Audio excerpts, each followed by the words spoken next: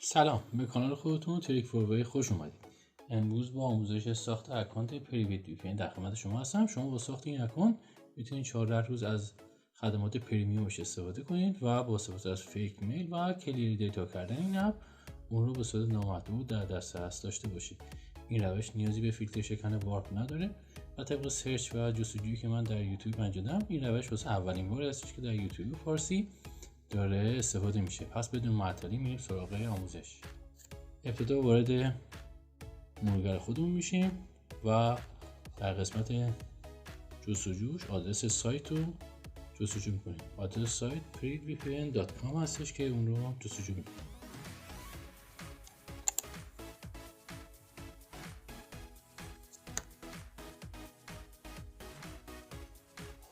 در این قسمت 3 خط بالا رو میزنیم و گزینه پرسینگ رو انتخاب میکنیم.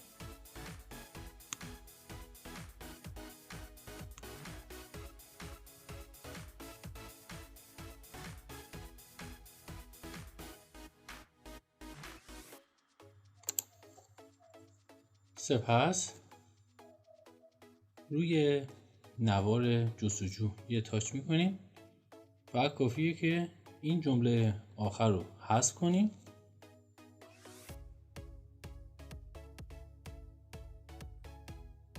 و به جای این گزینه بنویسیم اندروید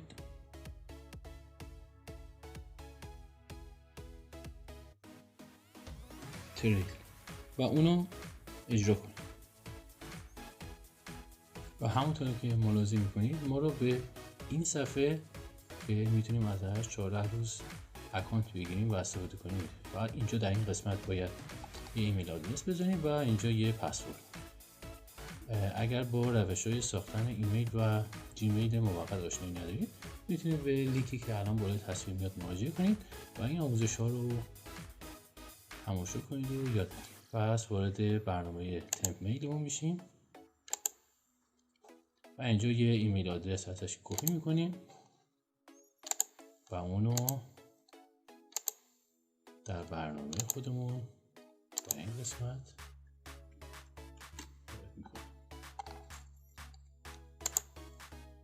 اینجا من آدرس رو اسم کانال خودم میذارم که اون 5 نفر اولی که دارن این آموزش رو میبینن بتونن از همین اکانت هم استفاده کنن.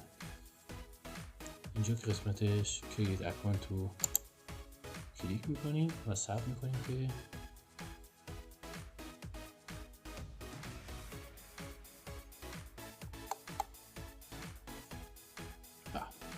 یک لینکی به آدرس ایمیل ما ارسال شده. ما به برنامه تمپلیت خودمون میریم، برنامه رفرش میکنیم اول. برنامه ما ایمیل ما که اومده اینجا اکتیو انجام میدیم.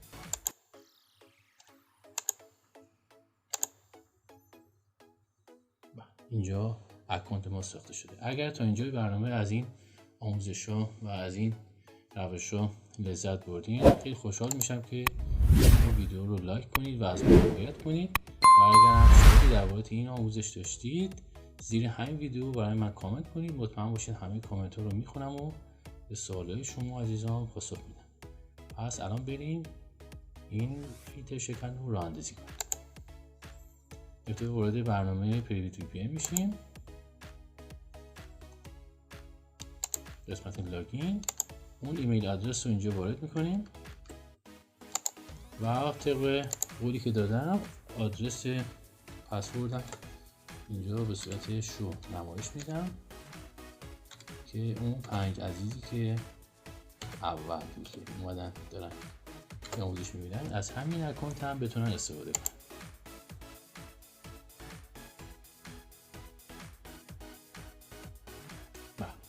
این ارور بابت چی بود؟ بابت این بودش که ما اینجا وی پی انمون فعاله.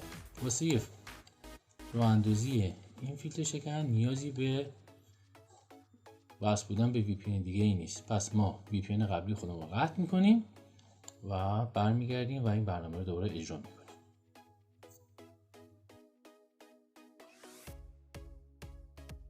خب همونطوری که ملاحظه میکنید وی پی ان رو قطع کردم و این برنامه رو دوباره اجرا میکنم. لاگین. اینجا دسترسی نوتیفیکیشن میخواد که ما فعلا بهش دسترسی نمیدیم. قبل از اینکه این برنامه اجرا بشه ابتدا وارد ستینگ میشیم. من بابت ستینگش خدمتتون عرض کنم. من که فعلا دارم از نت ایرانسل استفاده میکنم. این تنظیمات نسبت به نت ایرانسل من هستش، ولی شما با مراجعه به دیسکریپشن همین ویدیو میتونید کلیه تنظیماتشو در دسترس داشته باشید. در ضمن خدمتتون عرض کنم تمامی برنامه و لینک های استفاده شده در این ویدیو در کانال تلگرامی منم موجوده و شما با عضویت در کانال تلگرامی میتونید به همه برنامه ها و لینک های استفاده شده در این ویدیو بهش دسترسی پیدا کنید. تو قسمت وی پی ان پروتکل اینو من روی TCP 443 قرار میدم. قسمت اوپن انکریپشنش اونو در 256 قرار میدم و در این قسمت کیل سویچش رو آن میکنم و این استیلز وی پی ان این بابت کشورهایی مثل چین و مصر و خودش هم یه مقدار در میدل ایست یعنی خاورمیانه هستش که مشمول ایران هم توش میشه. این گزینه رو آن کنید و قسمت استیل پورتش هم بذارید روی 443. اینجا ما قبل از اینکه برنامه رام بشه ابتدا سرورهای این وی پی ان رو خدمتتون نشون بدم. سرورهای مختلفی داره، آی پی های خوبی هم داره، ولی به تجربه‌ای که من تو چند وقت به دست آوردم آی پی کشور انگلستان هم پایدارتره هم سرعت خوبی داره. همینطور که میبینید اونایی که به رنگ سبزشون دادن فعال هستن و اون قرمزها و فعال نیستن.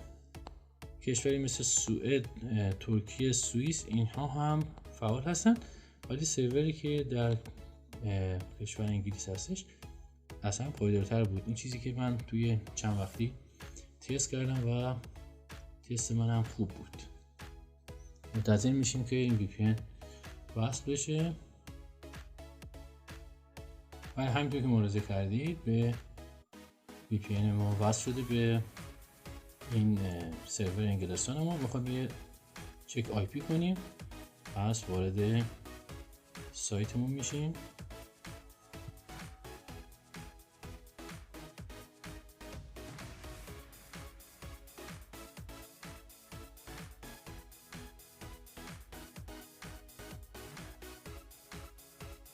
همونطور که ملاحظه میکنید همون آی پی انگلستان رو ما داده، پس مطمئن شدیم که آی پی که این وی پی ان میده دقیقا همون آی پی انگلستانه.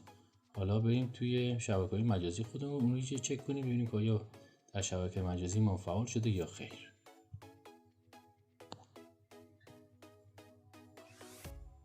بله، همونطور که میبینید شبکه مجازی ما فعال شده.